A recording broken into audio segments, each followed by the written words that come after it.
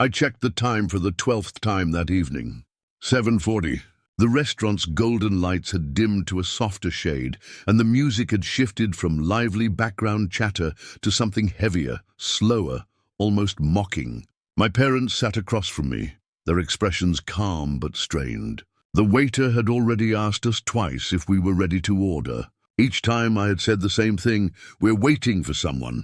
That someone was Sophia, my girlfriend, the woman I believed I might spend the rest of my life with. She was supposed to meet us tonight, not just for dinner, but for something bigger. For weeks I had imagined this moment. Sophia charming my parents, laughing in her effortless way, winning them over.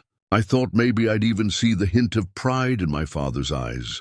The way he'd look at me like I'd made a good choice. Not just in my career, but in love. Instead, I sat between two untouched menus, feeling the weight of their patience slip into disappointment. Mom reached out, resting her hand on my wrist. Her voice was soft, gentle in a way that made my chest ache. "Liam, maybe we should reschedule. She could be caught up at work." I forced a smile that tasted bitter. She promised she'd come. She said she wouldn't be late.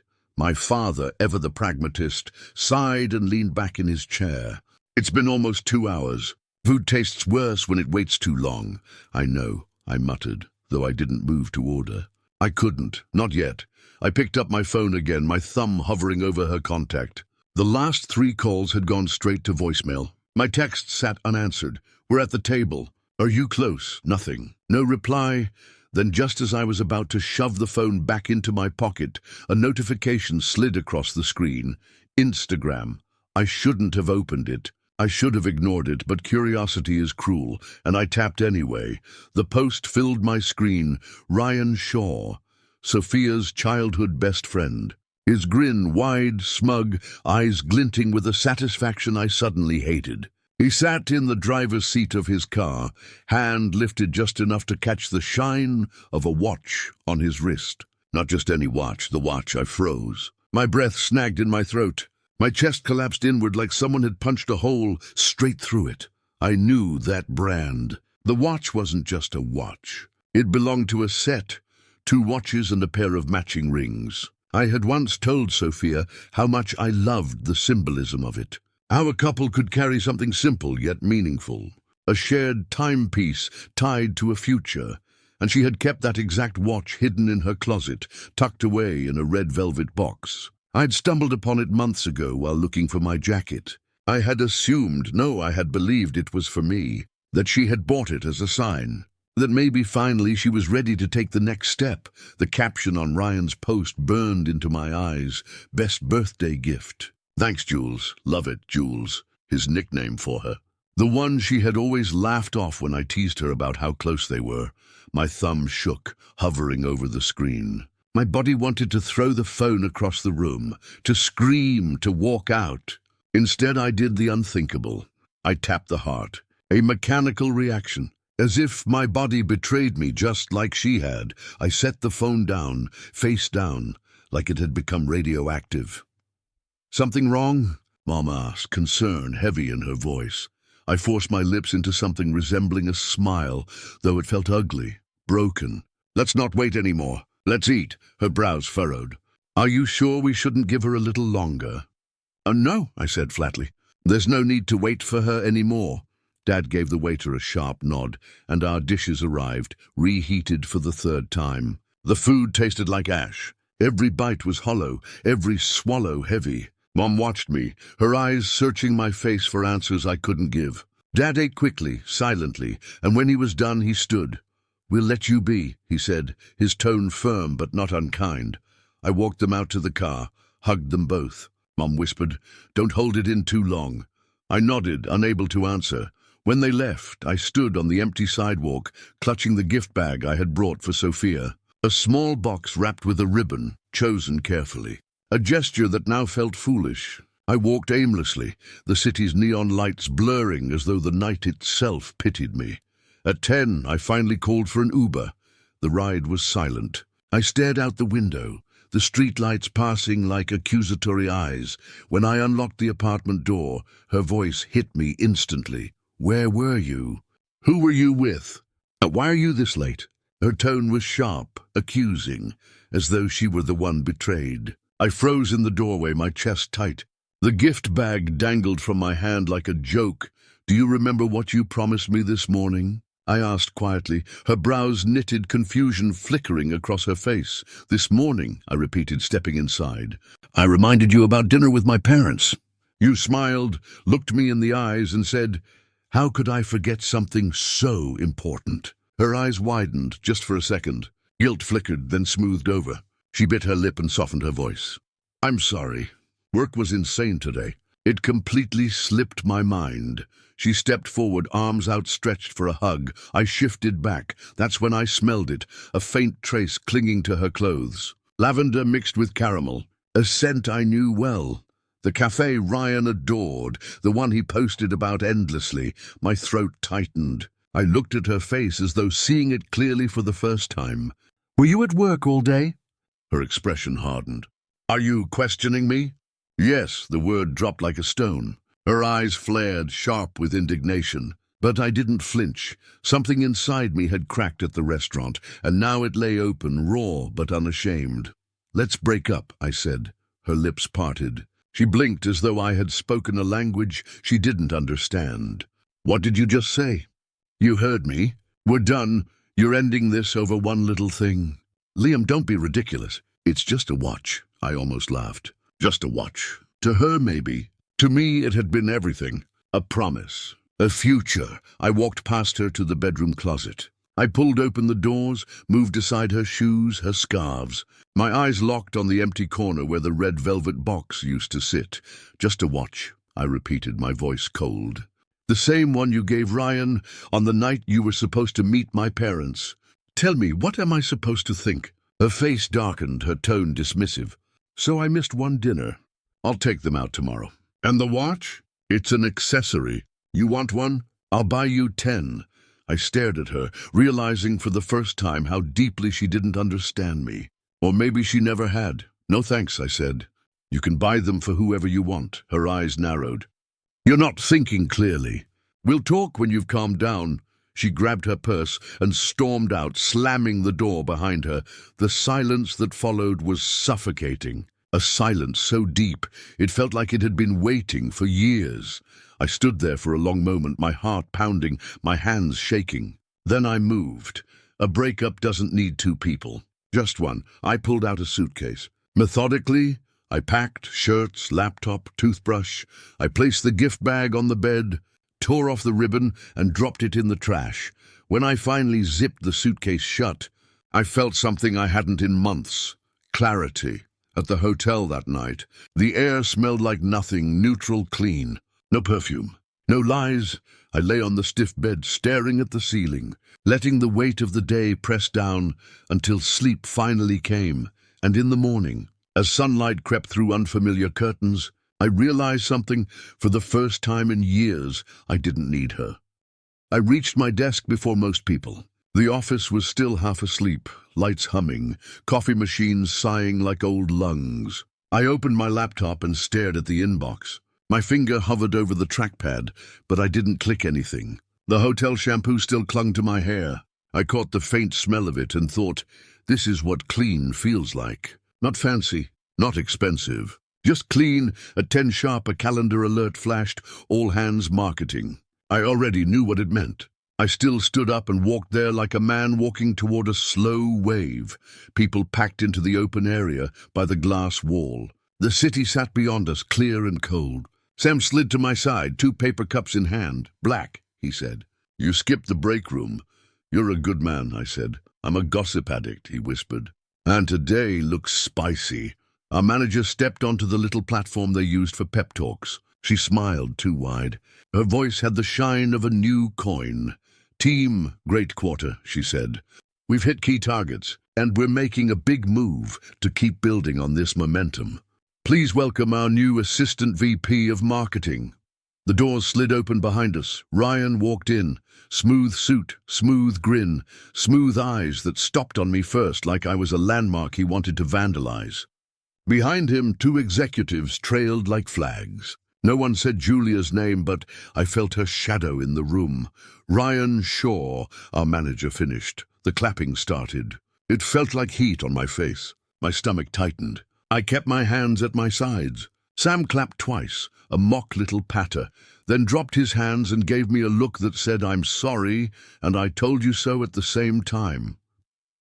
Ryan stepped up, pretending to be humble.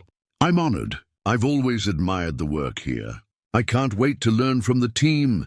His eyes flicked to mine at learn, like the word tasted like a joke. When the applause ended, people drifted back to their seats with that mixed office expression. Curiosity, envy, relief that it wasn't their problem. I felt my heart slow down, not calm exactly, more like a machine that had finally decided to run at its own speed again. Sam leaned in. "You okay?" "No," I said. "But I'm steady." "That's new," he said softly. "Yeah," I said. "It is." By noon, the building smelled like takeout noodles and printer ink. I tried to work. I wrote 3 lines of an email and erased them. I opened a deck we were fixing and moved one chart left, then right, then left again. I watched my cursor blink like a heart on a monitor. A shadow fell across my desk. "Ryan, big day," he said, tapping the wood with his knuckles like he was waking the desk up. "Congrats," I said. He turned his wrist with a lazy flourish. Cufflinks, polished steel, small black stones, a thin band of dark blue. I knew them. Sophia had shown me the link months ago. "Limited run," she had said, smiling like the sun. "Do you like them?" "Be honest." Now they were here, shining on someone else's sleeves. He saw my eyes catch and smiled bigger. "These?" He said, fake casual. Jules insisted. "I told her no, but she won't listen." "You know how she is?" "I do," I said. "Wanted her to get a pair for you, too," he added, like a knife sliding under skin. "But this was the last set in the country." "Lucky you," I said. "They suit you." He waited for me to break. I didn't. He spun the cuff once, like he was tuning a radio, and then he wandered off, humming. Sam appeared before my face could move. "I hate him," he said. "I hate him with my whole heritage." I smiled without humor. "Save some of that heritage for lunch." We ate at our desks. He sent me a link to an apartment near Mr. Lynn's office. It looked plain, clean, full of light. It looked like a room where people told the truth. At 3, my phone buzzed. Unknown number. I let it buzz. A minute later, the front desk messaged my email, "Delivery for Liam Carter." I went down. The lobby smelled like citrus cleaner. A courier stood there hugging a small white bag like it was a pet he didn't trust. "Are you Mr. Carter?" he asked. "Yes." He lifted the bag with both hands. "Please sign." "It's, valuable." I signed. He looked like he wanted to beg me not to drop it. I took the bag gently and carried it to a corner by a tall plant. I opened the top. Inside, wrapped in tissue that caught on my fingers, sat a red velvet box, the same kind I had seen in Sophia's closet. My skin prickled. I lifted the lid. The watch lay there, heavy and bright, as if it were looking up at me with wide eyes, asking, "Now do you love me?" A small card rested under the lid. "Got it back for you." As I felt the old ache rise and hit the back of my throat. It wasn't anger, not first. It was grief for the person I had played in her story. The loyal extra, the easy understudy, the man who took any role as long as she was the lead. I closed the box and breathed out. The plant next to me smelled like nothing. I liked it more than any perfume. The courier hovered near the door, peeking at me with actual fear. I walked back. "Hey," I said. "You delivered this?"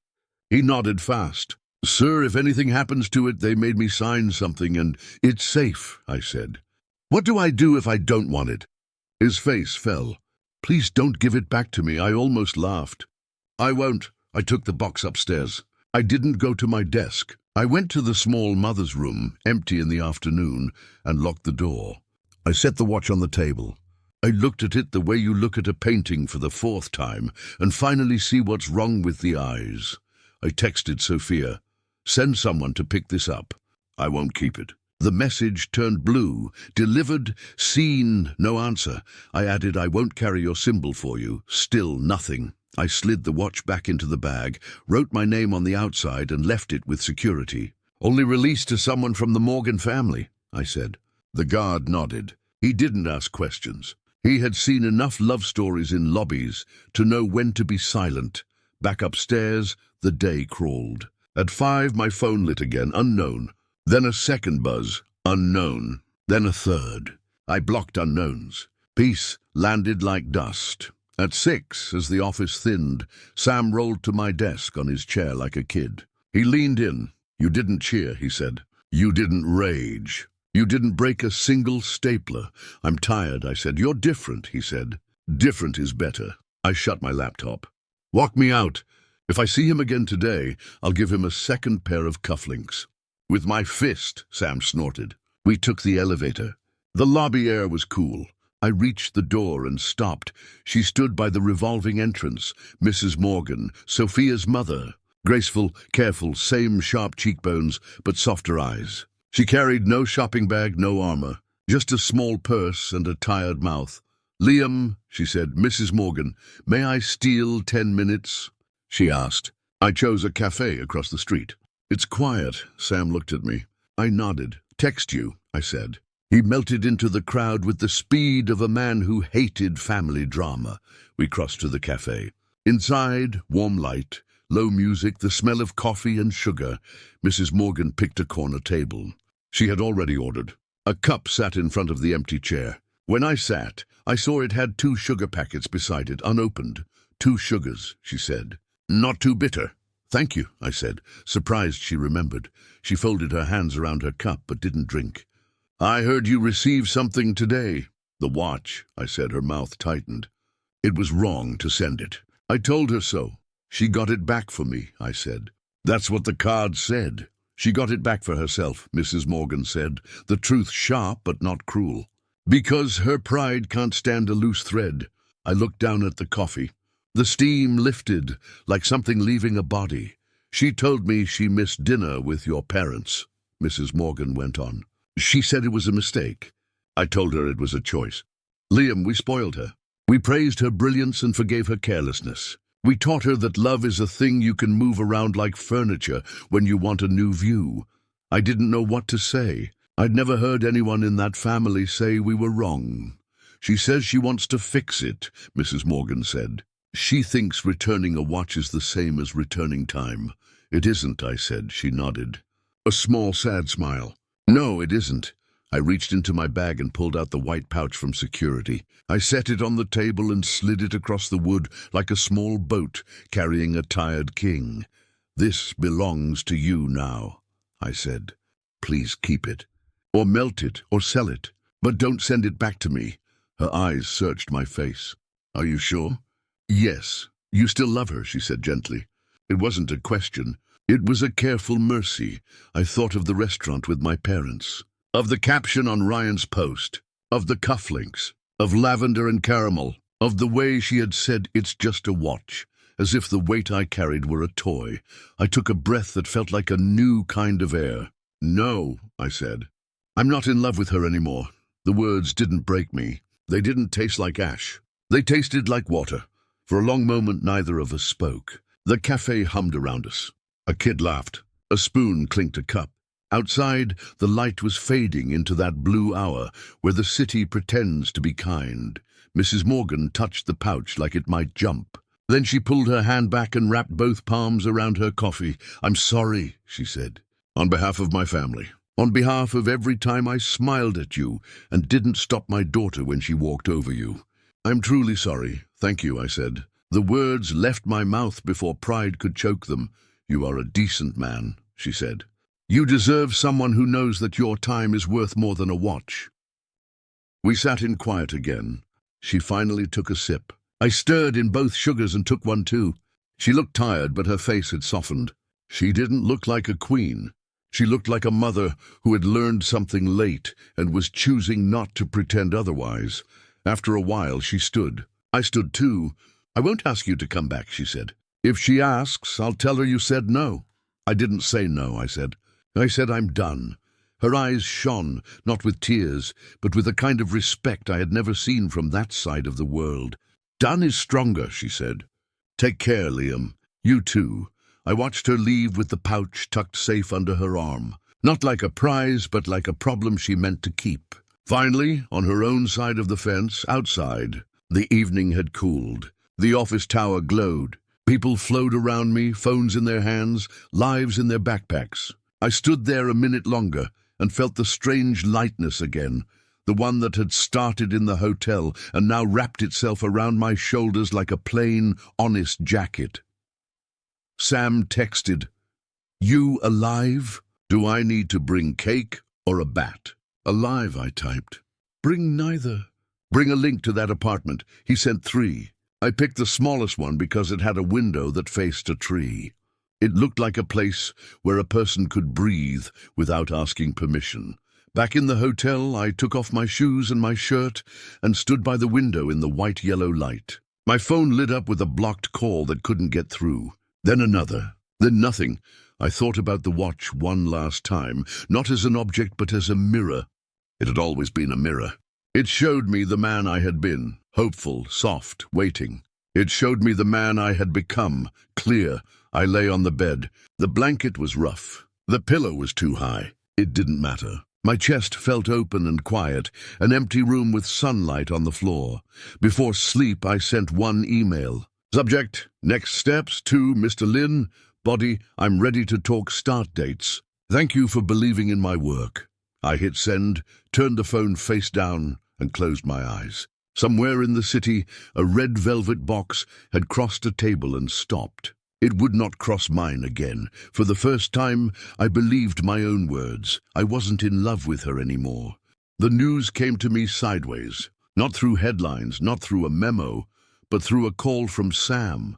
He always delivered gossip like it was treasure, but this time his voice carried more weight than glee. "Dude," he said, breathless. "That big account, you know, the one you practically lived on for 6 months. Ryan tanked it." I sat back in the hotel chair, gripping the phone harder. "What do you mean tanked?" "I mean he went into the meeting, client raised concerns, and our genius screamed at them. Called them short-sighted. Said they lacked vision. They walked out, Liam, out." My jaw clenched. "They only stayed because of me." "Exactly," Sam said. "Everyone knew that. Everyone but him. Now it's gone. And the story's already leaking online." The chair creaked as I leaned forward, pinching the bridge of my nose. I'd worked for months, late nights, endless revisions, quiet hand-holding of executives who wanted to feel important. It had been delicate. Now it was ash, but Sam wasn't finished. And get this, his assistant? She quit on the spot, but not quietly. She went live, TikTok, Twitter, everywhere. I frowned. "What did she say?" She laid it all out. Said Morgan Enterprises parachuted Ryan in, shoved you aside, wasted months of work. Said the company was rotten at the top. His voice dropped. She named Sophia, Liam. She said Sophia protects him because he's her golden boy. The blood in my veins cooled. Sam sighed. "It's blowing up, man. Thousands watching, sharing, hashtags. Investors are spooked. You dodged a bullet leaving." I hung up a minute later, my chest tight but not with grief. Not this time, with something harder. Something like justice. By evening, the internet had turned into a storm. Articles with headlines screaming, "Morgan Enterprises faces accusations of nepotism." "Assistant VP meltdown goes viral. CEO under fire." I scrolled through the feed, watching Sophia's empire crack in real time. Her perfect photos from charity galas were being dunked on. Her quotes about leadership shredded. For once, the world wasn't applauding. My phone buzzed again. Unknown number. I let it ring. Then my work email lit up. Private request from Sophia Morgan. Against my better judgment, I clicked. Her message was short, almost frantic. "Liam, please. Say something. Tell them it's not true. You know how hard I've worked. I need you. Please call me." I laughed. It wasn't joy, wasn't humor. It was bitter and sharp scraping out of my throat. I hit call.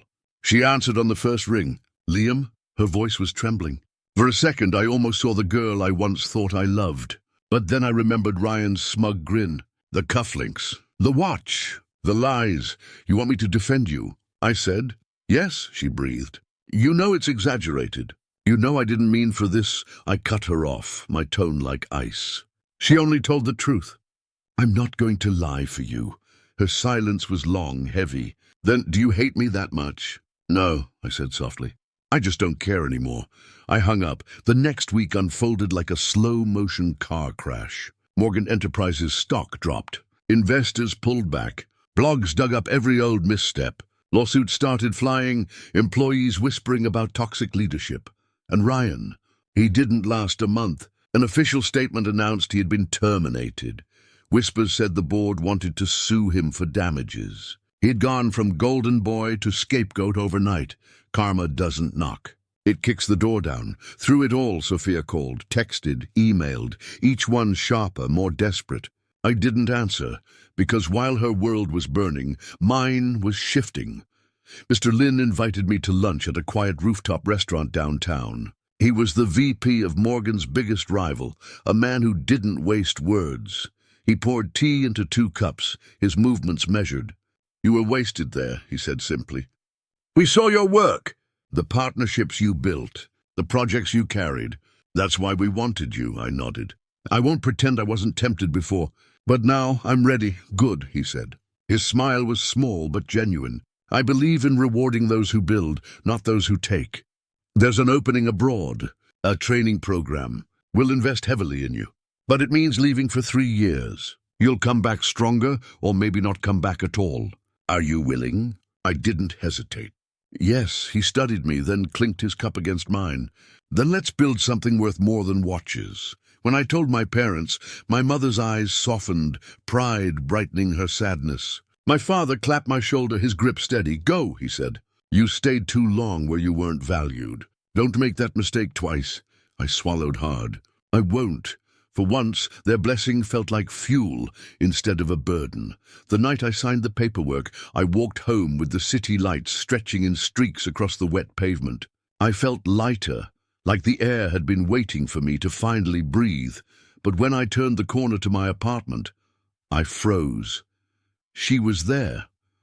Sophia stood by the entrance, arms wrapped around herself. No perfect dress, no designer bag, just a plain coat, eyes rimmed red, trembling like a leaf in late autumn. When she saw me, she stepped forward. "Liam," I kept my face unreadable. "What are you doing here?" Her lips trembled. "I heard you're leaving, abroad. Is it because of me?" For a second, the old wound pulsed. All the dinners missed. All the lies, the dismissals, the betrayals. The way she had shrugged off my pain like it was a nuisance.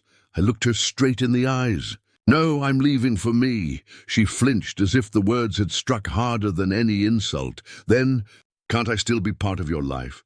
she whispered. I shook my head. "You already had that chance. And you gave it away." I brushed past her. The door closed behind me, her figure left trembling in the cold.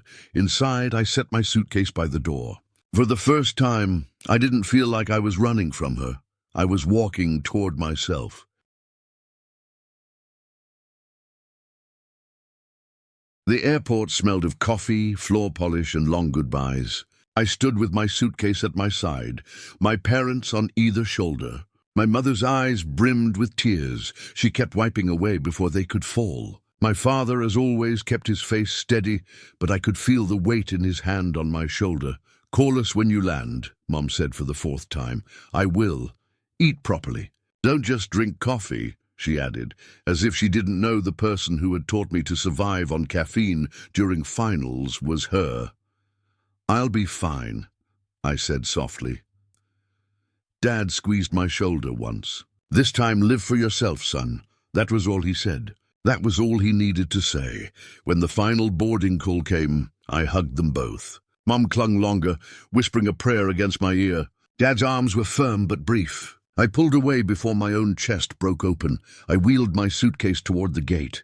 Each step felt like shedding an old skin, leaving pieces of myself behind on the polished floor. When the plane's doors closed, I leaned back against the seat, listening to the muted thrum of the engines. For the first time in years, I wasn't waiting for anyone to show up. I was the one leaving. The new country hit me like a fresh wind. Strange signs, different accents, the smell of street food I couldn't name. I expected to feel lost, but I wasn't alone. Liam Carter. I turned to see a woman waving at me by the arrival gate. She had long black hair tied neatly, a navy blazer over casual jeans, and a calm confidence that made her stand taller than her frame. "I'm Chloe Cho," she said with a small smile. "Mr. Lin's cousin." He asked me to make sure you don't get swallowed alive. Something in her tone made me laugh. That bad? She raised an eyebrow. Depends. Can you handle spicy food? I grinned. Guess I'll learn. She helped me with my luggage, not waiting for me to protest, and led me out into the bustling streets. The apartment was small, just a studio with clean white walls and a single window overlooking a narrow alley. But it felt more like home than the penthouse I had once shared with Sophia. Chloe pointed across the hall. I live there. If you get lost, call me. If you get hungry, knock. And if you get lonely... She hesitated, then smiled. Well, you know where I am. I didn't know what to say. So I just nodded. Thanks, really. The days blurred into something new. Mr. Lin introduced me at the office, where no one looked at me like I was an outsider. My ideas were heard, my presence respected. I stayed late because I wanted to, not because I was terrified of disappointing someone. Chloe showed me the neighborhood, the noodle shop that stayed open till midnight, the quiet bookstore with an old cat in the window, the park where she jogged every morning. She introduced me to her friends, who laughed easily and accepted me without question. One Friday night, she invited me over for a barbecue on her balcony. The smoke rose warm and sweet, carrying voices and laughter. I leaned against the railing, looking at the city lights, and for the first time in a long while, my chest felt light. Later that night, when the apartment was quiet again, my phone buzzed. I almost didn't check it, but when I did, my hand froze. A video message. From Zam, it was Sophia. She was sitting on the curb outside my old building, hair messy, makeup smeared. A bottle of something half empty beside her. Her voice cracked as she said my name over and over, like it was both an apology and a prayer. Liam, come back, please. Her eyes darted to the door of the building, as if I might appear, but of course I wouldn't. Not anymore. I watched for a moment, waiting for the old ache to rise. It didn't. There was no anger, no longing, not even triumph, just nothing. A clean, perfect nothing. I set the phone down on the table. A knock came at my door. Liam? Chloe's voice. The food's ready. Come eat before it gets cold. I glanced once more at the glowing screen, at the broken girl whispering my name from thousands of miles away. Then I picked it up, pressed mute, and switched the phone off. I opened the door. Chloe stood there, holding 2 bowls of steaming soup. The warmth spilled into the hallway, carrying the scent of garlic and ginger. Smells amazing, I said. Her smile was small but steady. It tastes better. I followed her inside, the laughter of her friends still lingering in the walls. She handed me a bowl, and we sat cross-legged on the floor. For the first time, I felt the sharp edge of the past finally dull. The ghosts of watches, dinners, and lies stayed behind me. My phone stayed dark. My heart stayed calm. I raised my spoon, clinked it lightly against hers. To new lives, I said. She smiled, her eyes holding mine. To new lives. And as I took my first bite, I realized something simple but true. I hadn't escaped my old life. I'd chosen this one, and I was never going back.